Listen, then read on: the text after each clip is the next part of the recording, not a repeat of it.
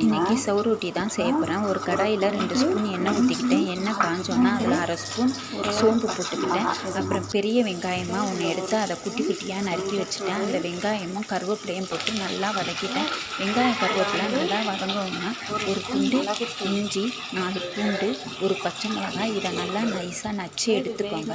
அதையும் அதில் போட்டு நல்லா வதக்கிடுங்க. அப்புறம் சவுரொட்டியை நல்லா கழுவிட்டு குட்டி குட்டியாக நறுக்கி வச்சுட்டேன். அந்த சவுரொட்டியை அதில் போட்டுட்டு அதில் 1 ஸ்பூன் மஞ்சத்தூள், 2 ஸ்பூன் மிளகுத்தூள், 1/2 டம்ளர் தண்ணி, தேவையான அளவு உப்பு இதெல்லாம் போட்டு நல்லா கிண்டிடுங்க.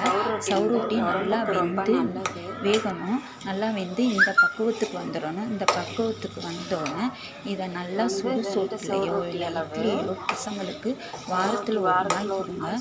ரத்தம் இல்லாதவங்களாம் வாரத்தில் 1 நாள் சவுரொட்டி சேர்த்துக்கிட்டிங்கன்னா உடம்புக்கு ரொம்ப நல்லது. இது ரெண்டு சவுரொட்டி எடுத்தேன். இந்த 2 அளவு சவுரொட்டிக்கு இவ்வளோ வந்துச்சு.